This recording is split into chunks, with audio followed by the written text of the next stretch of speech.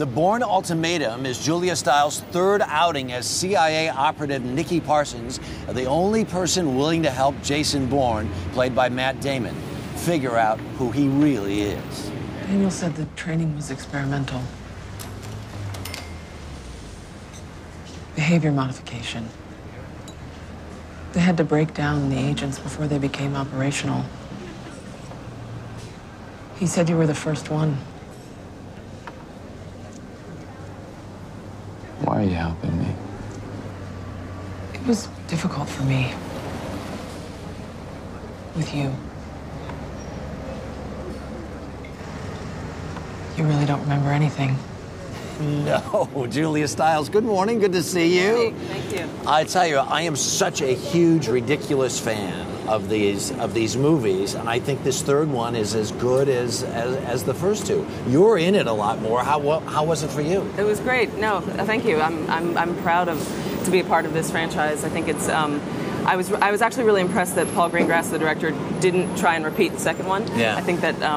It's good. It's good. I'm proud of it. Yeah. These things are visually so different, and the work that goes into it. I mean, all these locations, you actually shoot in Madrid, and you should go to Tangiers, and I think that's part of why they seem so exciting. What is it like to work in those places? Oh, it's great. I mean, it's really fun to be able to travel to foreign countries and be there with a movie crew and not just as a tourist. And I think it actually makes the movies better because certain things, happy accidents happen. Like when we were in Morocco, a lot of the sound effects that you hear in the movie came from what we actually experienced while we were there shooting. Right. Yeah.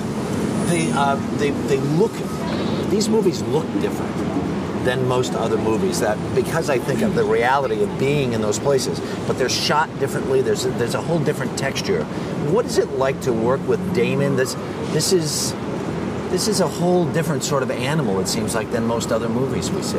Yeah, no, I think they're like other action movies. That these films are entertaining and have great chase sequences and fight scenes and all the things that you want for entertainment value. But I think what makes the Bourne franchise different is that there's an intelligence to the storyline, and yeah, they are shot differently. It's more gritty, and not as slick as I think action movies tend to be.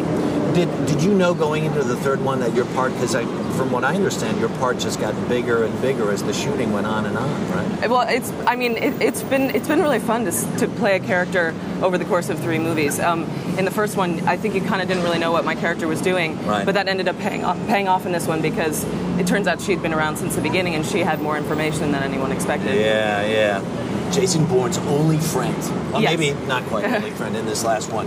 I've got to take a look at a couple of things. Oh, yeah. You're out. I mean, you're here. You're all over the place here. There's a great sequence of you in the brand new Glamour. No, look at this. No. Look how good That's you nice look. Okay. But look who you're with. You're stylist to the stars, David Evangelista up there, who's on our show every Monday. He's a very nice man. Very funny. Isn't he good? Yeah. And he's completely crazy. He's got a lot of energy. I just don't know how he does it. He flies all over the country nonstop. He seems to never sleep. But and there you go. Now here's the other one that you have a movie coming out. Now let me ask you a question. What's it like if you're walking down the street? Because you still live in New York? I used to see you on the streets in New York all the time. I live in New York. So you walk down, you look down at the newsstand, and you see yourself on the cover of Cosmo. It's unbelievable. Like, this magazine is everywhere, and I kind of didn't realize that when I decided to be on the cover. Yeah. That it's like in grocery stores, drugstores, everywhere, gas stations.